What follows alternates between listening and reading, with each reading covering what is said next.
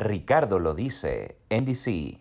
¿Qué tal amigos? Les saluda Ricardo Sánchez Silva, @Ricardo lo dice, y esto es el quinto episodio de Ricardo lo dice en DC, directo desde la capital de los Estados Unidos. En esta ocasión, pues tenemos una edición de lujo, pues es mi primer invitado presencial, porque los otros lo hemos hecho vía Skype y me encuentro con Alfredo Romero, quien es abogado venezolano, defensor de derechos humanos y director ejecutivo del Foro Penal Venezolano, quien me acompaña en esta oportunidad para conversar de ciertas cosas, entre ellas un evento que tiene próximamente acá en la capital de los Estados Unidos. Muchas gracias, Alfredo, por acompañarme y bienvenido. Bueno, muchas gracias, Ricardo, y bueno, saludos a todos. Un gusto estar aquí compartiendo contigo. Bien, para comenzar, yo quisiera que habláramos de ese evento que se va a realizar la semana que viene, el 24 de octubre, aquí en DC, porque me llama un poco la atención, porque todos en Venezuela, bueno, y en el mundo, pues tu labor pro derechos humanos para el registro de los detenidos o prisioneros políticos, pues se ha destacado, pues de hecho has recibido diversos reconocimientos. Entre los más recientes quería destacar el premio Robert F. Kennedy de Human Rights en 2017, por cierto yo lo estuve cubriendo con el Tiempo Latino acá en DC, y luego en 2018 seguidamente recibió el premio en Madrid, el premio Optimista Comprometido con la Libertad de Expresión que otorga la revista Anoche Tuve un Sueño, ¿cierto? Pero resulta ser que este evento que tienes ahora la semana que viene no se vincula a un premio ni a un conversatorio convencional, sino que tiene que ver con música. De hecho se llama Represión y Libertad. Cuéntame un poco cómo se hace para conciliar o enfrentar o unir la música con la represión. Bueno, este evento, como el nombre lo dice, son historias de represión, pero historias también de libertad, porque nosotros vivimos la represión, son historias sobre lo que diariamente no solo vivimos, sino sentimos, enfrentamos en Venezuela con las víctimas de torturas, las víctimas de detenciones arbitrarias, las víctimas de desapariciones forzosas, los familiares de los asesinados, sino también son, digamos, historias donde se explica que la libertad es posible, porque hemos conquistado cantidades de libertades de individuos que han estado presos y que terminan primero siendo reconocidos por no solo la población, sino incluso por organismos internacionales, en virtud de que hemos estado allí, de que los hemos identificado, de que hemos estado pendientes, de que los hemos asistido y también logran pues su libertad. Ahora, no solo son historias narrativas, sino también es la combinación con la música. Y te explico cómo surge esto. Nosotros, Gonzalo y Miobi y yo, somos músicos, antes incluso de ser abogados. Tuvimos bandas cuando éramos más... Rockeros. Sí, bueno, rockeros, la verdad, sí. Yo toqué con grupos, en la época de grupos como Sentimiento Muerto, que estaba tocando Cuarto Reich, grupos de esos medio punk, y Gonzalo tocó en una banda que se llama Alter Ego, bajista. Bueno, el hecho es que dijimos, bueno, ¿cómo hacemos para cosas que parecieran tan disímiles, la música y los derechos humanos, cómo hacemos para de alguna forma combinarlas? Nos dimos cuenta que hay una relación muy estrecha entre ese canal que tienes que abrir para que las personas entiendan muchas veces estas cosas tan duras, que no se trata de banalizar lo duro de una tortura o de un abuso sexual de una persona por motivos políticos, o de una detención arbitraria, de una desaparición.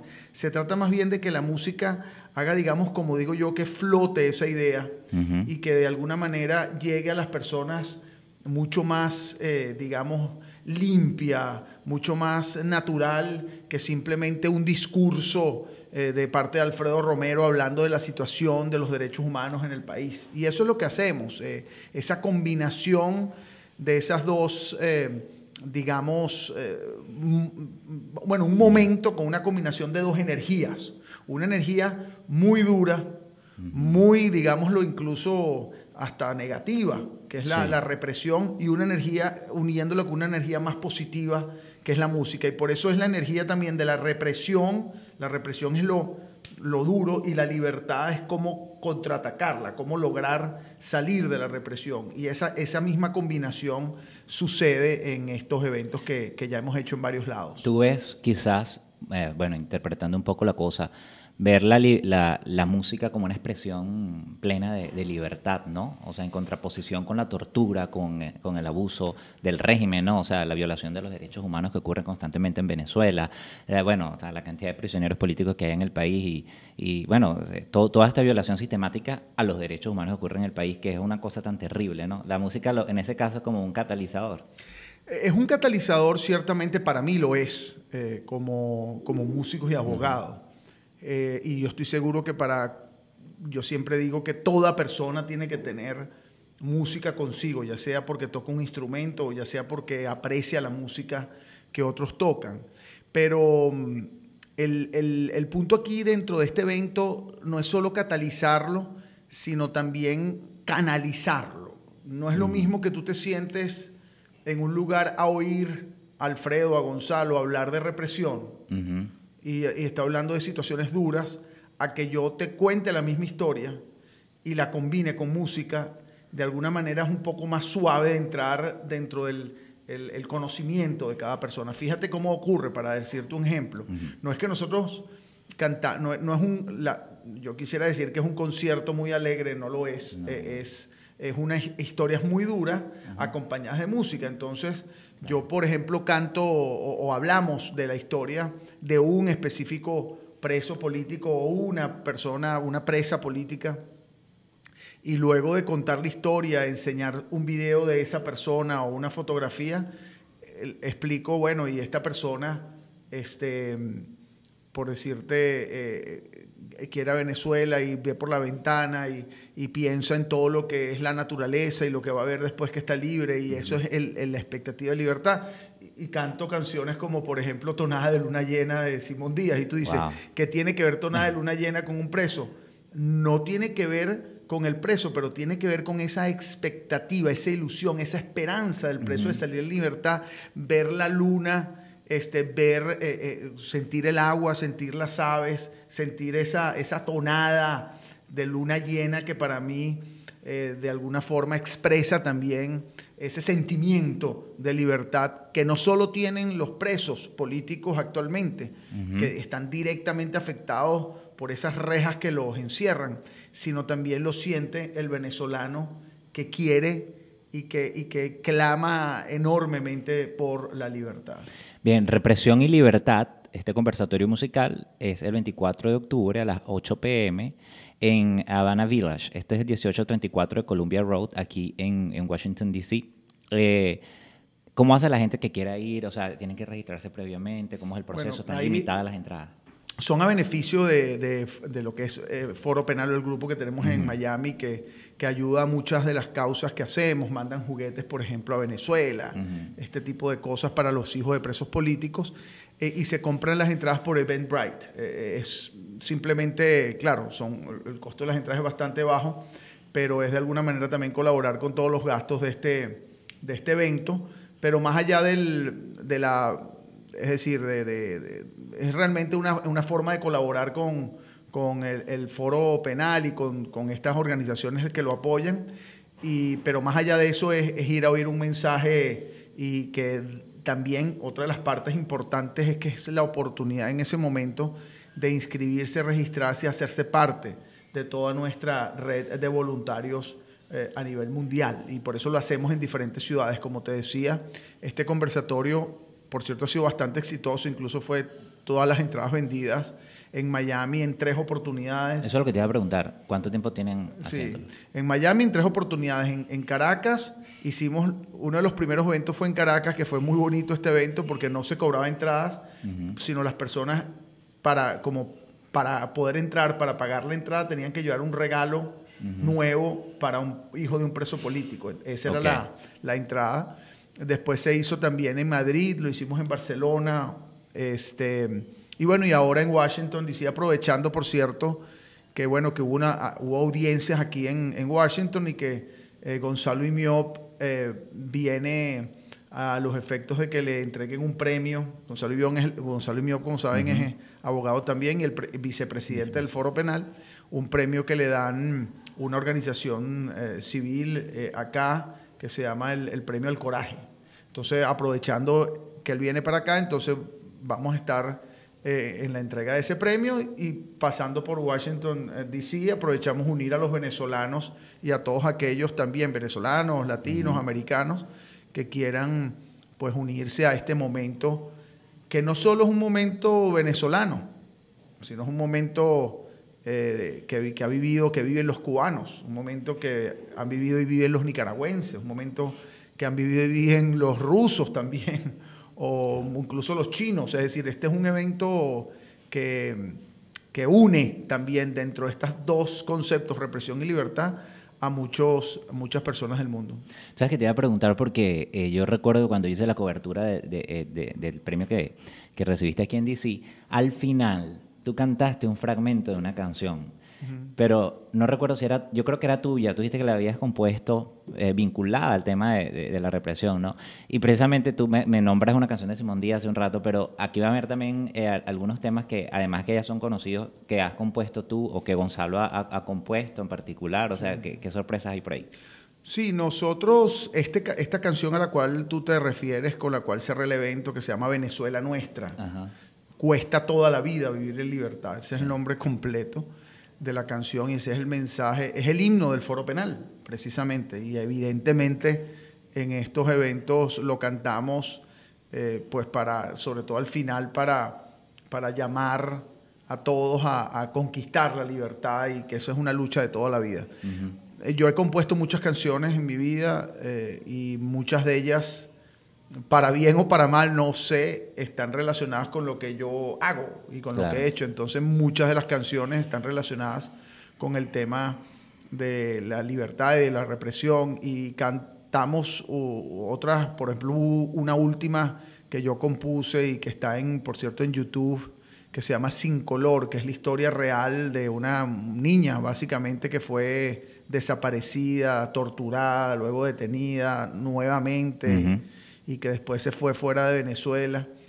Y cantamos esa canción. Hay otra que se llama Mujer, que por cierto suena siempre en los días internacionales de la mujer, que también tiene un video en YouTube, Mujer, se llama, y está dedicada a Venezuela, Mi Mujer Venezuela. Eso es una de las que cantamos, digamos, relacionadas, que yo he compuesto. Pero te digo, no son canciones nada más de este tipo, sino también hay canciones un poco quizás más animadas, pero que intentan pues impulsar y animar a las personas en ese, repito, ese clamor de libertad, de esperanza, y recordar lo bello que es nuestro país, donde todos, de alguna manera, hayan estado el tiempo que estén fuera del país, quieren volver. Bien, yo quiero preguntarte un poquito de... Yo sé que no vamos a revelar más detalles para que la gente vaya también y se encuentre con estas historias allí. Antes de preguntarte un poquito más de esas historias, quiero recordarles que si usted quiere apoyar este podcast, los episodios este podcast que está ya saliendo en la red y los próximos que vienen, puede entrar al link que aparece en pantalla, www.patreon.com/Ricardo lo dice. Patreon.com/Ricardo lo dice. Y bueno, ya estamos haciendo este podcast desde la sede del Tiempo Latino y quería también comentarles que si usted quiere compartir esta información, obviamente compártanlo a través de nuestras redes sociales, Ricardo lo dice y @eltiempolatino. Más información de esta entrevista va a salir en eltiempolatino.com y también puede seguir a Alfredo por qué redes, Alfredo. Bueno, el Instagram y Twitter, @AlfredoRomero es Twitter, y Instagram es @AlfredoRomerón, con M al final. Alfredo Romero M. Romerón. Romerón, ok. Bien. O sea, Alfredo Romero M, que es Mendoza, es mi segundo apellido. Perfecto, así que compartan para que vayamos creciendo cada vez más y pueda llegar esta información a más venezolanos y latinoamericanos, porque como ya ustedes saben, pues estamos ampliando nuestros temas y hablando también de nuestros países hermanos y lo que ocurre en tema política y derechos humanos, tanto en DC como en el resto de los países en Latinoamérica. Alfredo, si tuvieras que traer algún fragmento quizás de alguna de esas historias que van a contar en este conversatorio, ¿son las historias más recientes o son historias que ustedes han seleccionado a lo largo del tiempo de trabajo que tienen con esta organización, que ha sido pues una trayectoria que ya vienen labrando, ¿no? Bueno, mira, ojalá las historias acabaran en un año pasado, pero lamentablemente las historias siempre se renuevan, pero no se renuevan las historias que contamos el año pasado, sino hay nuevas historias. Por ejemplo, una última de la cual conversamos, e incluso mando un mensaje a la gente que está allí presente, es la de Rufo Chacón, este muchacho de 16 años de edad, que le dispararon en la cara con perdigones, y no es que perdió la vista, es que, bueno, fue una agresión tan grande a sus ojos que perdió los ojos. Es un caso que a mí me ha causado una gran, no solo indignación, sino una frustración incluso, porque una persona que está encarcelada, de alguna manera tú luchas porque salga de la cárcel, y la solución al problema de alguna forma de esa persona en particular es que sea liberada. Pero una persona que pierde los ojos, o sea, ¿cómo haces tú para devolverle los ojos? ¿No? Y eso es algo terrible. Un caso que hay personas ya detenidas en relación con el mismo, pero de cualquier manera eso no solventa la situación, ¿no? Sí. Contamos casos de este año, por cierto, así como el caso de Rufo Chacón, adolescente, que le ocurrió esto en el estado Táchira. Hay casos de niños, niños de 13, 14 años de edad que han sido asesinados en protestas. Y esos son casos, cuento la historia de cómo conocí el caso, cómo conversé con la madre.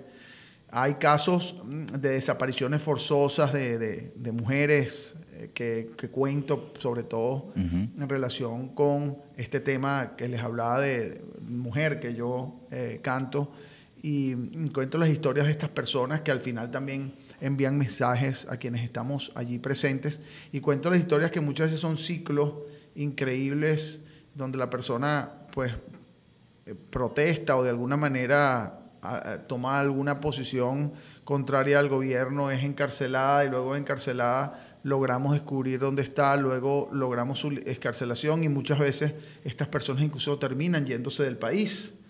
Entonces toda esa historia, esa secuencia de eventos que ocurren, que en definitiva somos víctimas todos los venezolanos. El problema del exilio, el problema de la inmigración venezolana, o de la migración, que ya supera o va a superar en poco los 5 millones de personas. La ONU habla de 4.3 millones, pero a principio de año básicamente, y al final de año se espera que se supere los 5 millones, lamentablemente. Bueno, eso tiene no son 5 millones, no son números, así como los presos políticos no son números, son personas que tienen una historia, que cuentan, que nosotros la vida nos dio, o la oportunidad, o no sé, nos hizo pues que seamos los que conocemos esas historias y las compartamos con aquellos que van a estos eventos. Bien, Alfredo, precisamente hablando de las detenciones, yo quería compartir también con los usuarios pues la cifra del Foro Penal, pues desde el 1 de enero hasta el 14 de octubre de 2019 se registraron 2.181 arrestos. Los excarcelados al 14 de octubre de 2019 fueron 1.753. Y yo quería también comentar que ustedes también tienen un registro acá. Desde 2002 hasta el 31 de mayo de 2019 se han registrado 273 personas asesinadas en el contexto, esto es importante, de las diferentes manifestaciones y protestas en Venezuela. Tú hablabas anteriormente de que hay como ustedes le hacen el seguimiento, ¿no?, a las personas que están detenidas y que muchas salen del país. Estaba viendo, revisando en la página web, y quiero que me comentaras de eso, que hay la oportunidad de que si es un refugiado se registre en el sitio web. ¿Ustedes también están llevando el registro de esas personas, o es exclusivo para las que ustedes le hacen seguimiento, o también van a llevar una data particular con los refugiados? Sí, el refugiado ya es parte, lamentablemente, de todo el trabajo que nosotros realizamos, porque nosotros nos destinamos, nuestro objetivo es atender a las víctimas de la represión política. Eso es lo que hacemos. Pero el refugiado ha sido muchos de ellos, y una gran cantidad, son víctimas de la represión política, que también ocasiona, incluso hasta indirectamente, un problema social, y muchos de los refugiados estamos identificándolos, que a pesar de que no han sido agredidos por motivos políticos, o detenidos, o perseguidos, o torturados, son personas que la consecuencia por la cual salen del país es precisamente ese estado de represión que existe en Venezuela. Entonces el Foro Penal ha venido pues, nos hemos venido ya como algo nuevo enfocando en este tipo de casos. Por ello es que al día de hoy tenemos ya 22 capítulos en diferentes ciudades del mundo. Tenemos en Madrid, Barcelona, Miami, Orlando, Buenos Aires, Santiago de Chile, Bogotá, Medellín, Boavista, en Cúcuta. Es decir, tenemos en diferentes ciudades del mundo que están constituidos por venezolanos que han salido del país y que apoyan a esta estructura, que ya son más de 7.000 activistas, la estructura del Foro Penal, 7.000 voluntarios, y sirven también para recibir a estos venezolanos que llegan y registrarlos, porque muchos de los que se van del país por estas circunstancias terminan yendo al Foro Penal. Uno de los objetivos de hacer estas actividades en diferentes lugares también del mundo es precisamente eso, que los venezolanos lleguen a donde estamos nosotros, se inscriban, no tanto para inscribirse en el registro, sino se inscriban como defensores activos, que es el nombre que le ponemos a todos nuestros voluntarios, a los efectos de no solo de ingresar, de participar, sino de promover lo que ocurre, digamos, promover respeto a los derechos humanos en Venezuela, pero también servir para canalizar o solidarizarse con los venezolanos que van llegando. Buenísimo. Yo antes de cerrar, yo quería bueno, que me dieras tu opinión con respecto a lo que ocurrió este jueves 17 de octubre en la ONU. Pues Venezuela mantuvo el asiento en el Consejo de Derechos Humanos de la Organización de Naciones Unidas.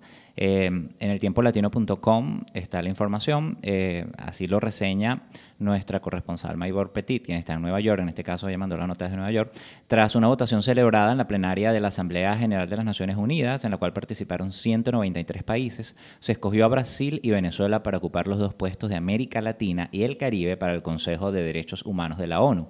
Brasil logró 153 votos, mientras que Venezuela 105. El otro país participante fue Costa Rica, que consiguió acumular 96 votos. La elección se realizó en medio de una gran controversia por las denuncias de violación de derechos humanos por parte del régimen de Nicolás Maduro. Y también quería comentar, porque precisamente, según reseña el Clarín de Argentina, y esto es algo público, todos sabemos que Michelle Bachelet presentó en julio de este año un duro informe, pues y ellos dicen que a pesar de eso, pues ocurrió, porque no es primera vez, lo conversamos fuera del aire, que Venezuela está en esta posición, pero si no me equivoco es la tercera vez. Básicamente el régimen está orgullosísimo de que pueda haber entrado en este aseo, obtener este asiento.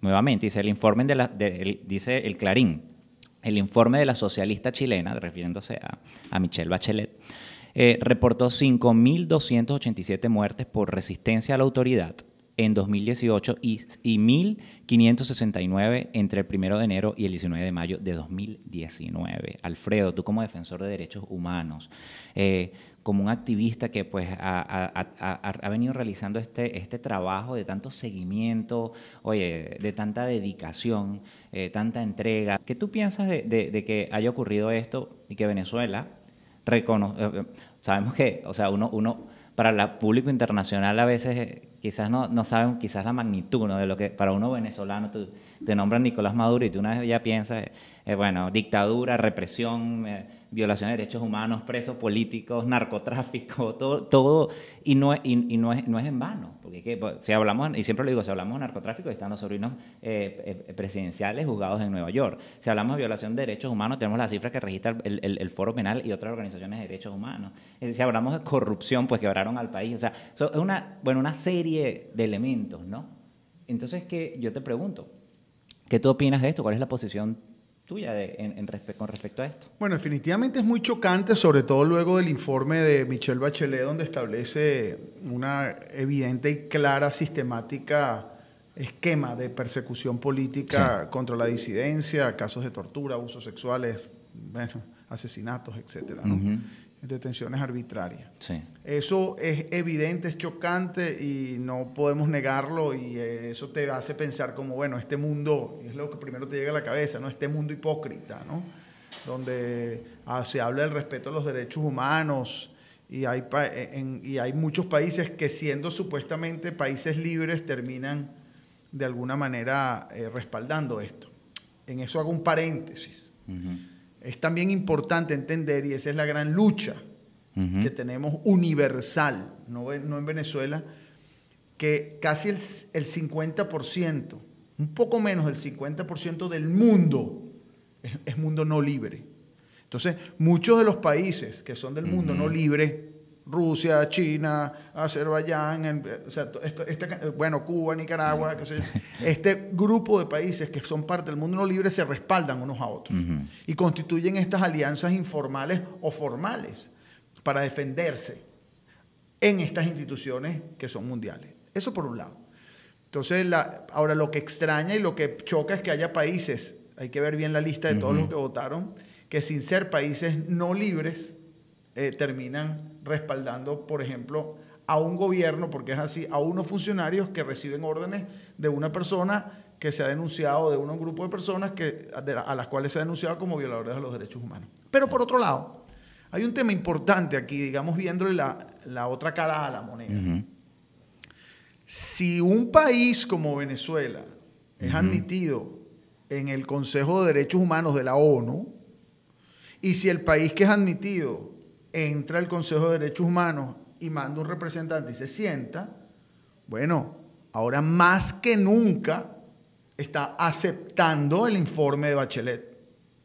Eso de alguna manera implica una aceptación, digamos, implícita de lo que el Consejo de Derechos Humanos estableció. Entre otras cosas, implica obligatoriamente, que habría que ver cómo van a decir ahora, que la misión de determinación de hechos, el Fact-Finding Mission, que se constituyó para determinar violaciones a los derechos humanos en Venezuela, que dijeron que no iban a cumplir y que no iban a dejar aceptar a Venezuela, bueno, ahora que son parte del Consejo de Derechos Humanos, el cual fue el que designó esa misión, ahora van a decirle al mismo Consejo del cual son parte, no, yo no acepto la misión. Entonces, de alguna manera también hay ese balance, digámoslo así, y veámoslo por allí. Hoy día, Venezuela aceptando ser parte del Consejo de Derechos Humanos, acepta y admite lo que el Consejo de Derechos Humanos dijo y va a decir en cuanto a violaciones a los derechos humanos respecto en Venezuela. ¿Te refieres a la comisión que se aprobó para investigar la violación de derechos humanos? Eso fue en septiembre, si no me equivoco. Sí, recientemente no es una comisión de investigación y hay unas diferencias, es lo que llaman un fact-finding mission, que es una comisión de determinación de hechos, para determinar unos hechos que no es como que establece un resultado específico, pero dependiendo del trabajo que se haga y de los actores que allí se nombren, va a tener unas determinadas efectos en cuanto a Venezuela, porque no puedes, tienes que decir que hay una cantidad de hechos ocurriendo que violan los derechos humanos. Entonces, repito, si eso sale de la propia Consejo de Derechos Humanos, que es el que la designa, y Venezuela admite ser parte del Consejo de Derechos Humanos, tiene que admitir que esta comisión nombrada va a investigar y, por lo tanto, lo que ellos digan deben asumirlo. A mí obviamente que me causó sorpresa, porque dije, ¿cómo es posible que, de hecho, Chile había considerado esto era una burla, que Venezuela se postulara otra vez al asiento, ¿no? Yo recuerdo el discurso reciente ante la Asamblea General de la Organización de Naciones Unidas del presidente de El Salvador, que ganó este año, Nayib Bukele, que le decía que básicamente la organización, yo soy millennial, pues, o sea, y no deja de tocarme eso, ¿no? Que básicamente la organización está obsoleta, que los tiempos han cambiado y todo. Obviamente ya eso trema a otro costal y ya lo hablamos en el primer capítulo. Él evitó hablar de problemas estructurales y graves que tiene su país para dar un discurso super millennial. Pero bueno, en cierta forma, cuando pasan este tipo de cosas, uno se pregunta hasta qué punto, ¿no? O sea, tiene vigencia y lo representa a uno este tipo de organizaciones. Pues son organizaciones que tienen tantos años trabajando, ¿no? Y a veces uno dice, ¿realmente ha rendido fruto? ¿O hasta qué punto en los tiempos actuales, pues, cómo se deben hacer las cosas? Y pasan este tipo toman este tipo de decisiones que al final de cuentas, bueno, mira, o sea, tuvieron los votos y están ahí. ¿Qué tú opinas de eso? Bueno, lamentablemente es así. Yo no te podría decir que la ONU, organización y unidades de ahí o entidades de allí donde trabajamos constantemente, porque son las máximas jerarquías en lo que respecta a derechos humanos, o al menos en lo que respecta al derecho internacional. Yo no te podría decir que son ultra efectivas, o sea, no es verdad. Pero son necesarias. Y no te podría decir que han tenido unos efectos tan directos y tan importantes en el cese de la persecución política en Venezuela, cuando te das cuenta que si vamos desde el año 2014, donde la ONU se ha venido pronunciando, la represión más bien ha aumentado. a pesar de los diferentes informes de la ONU, de la Comisión Interamericana de Derechos Humanos, de la Organización de Estados Americanos, pues diríamos que no hay ningún efecto en cuanto a las decisiones de estos organismos y la efectividad de estos organismos en cuanto a la reducción de la represión. Si lo vemos desde ese punto de vista y analizamos nuestra base de datos, donde en el 2014 hubo 3.000 y tanto, casi 5.000 detenciones, pero en el 2017 aumentamos a 7.000 y en el 2019 llevamos por más de 2.000. Y había aumentado los asesinatos y las torturas, pues pareciera que no tiene efectividad. Ahora bien, desde el punto de vista micro, desde el punto de vista del individuo que nosotros representamos, hay un efecto importante. Por decirte un ejemplo, antes de que llegara Bachelet a Venezuela había 868 presos políticos. Cuando entró a Venezuela y se fue, bajamos a 400 y tantos. Por presión y porque estos organismos han servido, a través evidentemente de organizaciones de derechos humanos como Foro Penal y otras, ha venido entendiendo la situación y llamando la atención sobre la misma, es que se ha descubierto mundialmente que existen presos políticos, que hay una dictadura, que hay violación a los derechos humanos, que hay casos de tortura, y eso ha servido para que, por ejemplo, entre jueves y viernes de esta semana ha habido excarcelaciones de presos políticos que no son un porcentaje tan importante comprendiendo el número global, pero que a la persona, repito, desde el punto de vista micro, a la familia que vemos en nuestras oficinas diariamente, a la hermana, a la madre, al padre, que reclaman la libertad de su hijo, vemos que lo abraza cuando sale en libertad, y eso para nosotros es de alguna forma un éxito pequeño, pero lo es. Y de alguna forma es una satisfacción y de alguna forma te hace ver que hay que acudir a estas instancias y que tienen cierta efectividad. Ahora bien, si en Venezuela, que es uno de los grandes errores que cometemos, si pensamos, quiero decir los venezolanos y también las organizaciones, que la solución al problema únicamente está en una decisión de Bachelet o de la ONU o del mismo Consejo de Derechos Humanos, estamos equivocados. Claro. Porque esos son solo acciones que se realizan para lograr objetivos. Y yo siempre he dicho que uno de los grandes problemas que tenemos los latinos, los venezolanos, lo digo jocosamente, pero para que se explique utilizando el deporte como metáfora, es que en Latinoamérica se juega más fútbol de pie que fútbol americano. ¿En qué sentido digo yo eso? Bueno, nosotros estamos acostumbrados a hacer las cosas rápidas, chutar la pelota, sé que no es así, pero a manera metafórica, chutar la pelota y meter el gol rápidamente. Cuando se juega fútbol americano, que lo juegan los americanos, que el rugby lo juegan los ingleses, es estratégico. Y un paso pequeño implica ganar terreno. Y la estrategia es fundamental. Y ese es el gran problema, cuando confundimos los objetivos con las acciones.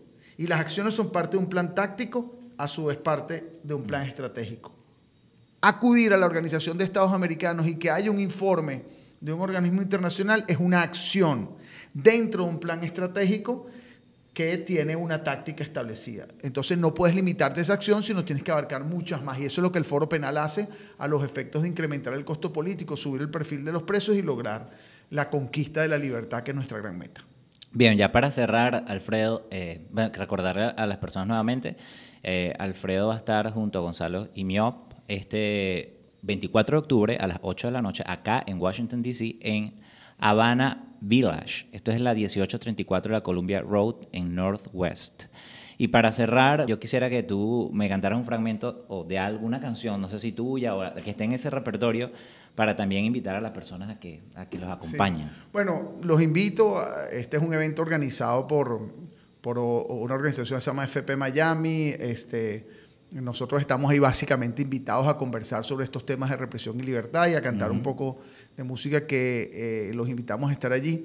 Bueno, vamos a cantar muchas canciones acompañadas de esta narrativa, pero evidentemente la que puedo cantar acá no puede ser otra que la misma, que es el himno de nuestra organización, que es con la cual finalizamos y que no es más que un mensaje de libertad, que dice más o menos así.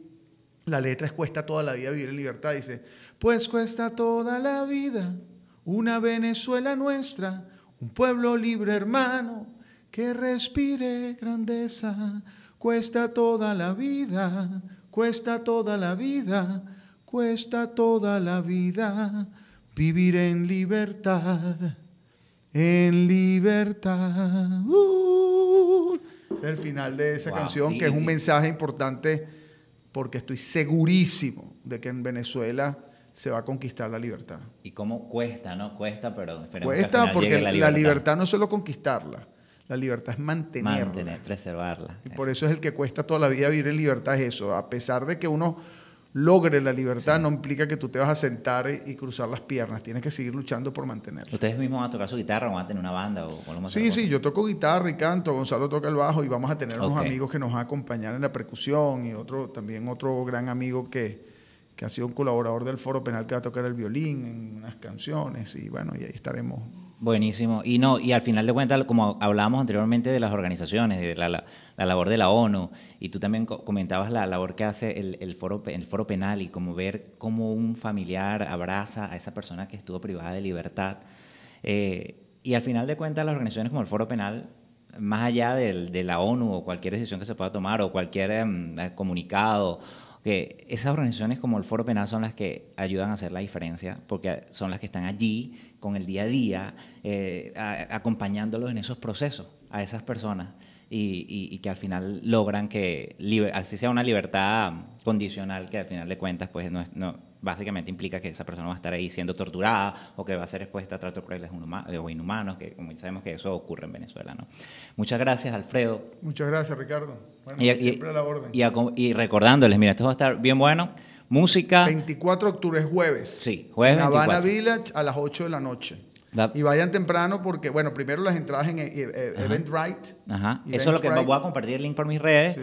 Igual por las redes de @eltiempolatino y @Ricardo lo dice. Imagino que en tus redes también está el link, sí, ¿no? claro. Y en el @Foro Penal, en Instagram como en Twitter, ahí pueden conseguir ese link. Conversatorio musical Represión y Libertad, 24 de octubre, 8 de la noche, Havana Village. 1834 Columbia Road, Northwest Washington, D.C. Y les recuerdo, amigos, que si usted quiere apoyar este episodio y los que vienen, a través de patreon.com/Ricardo lo dice, lo puede hacer.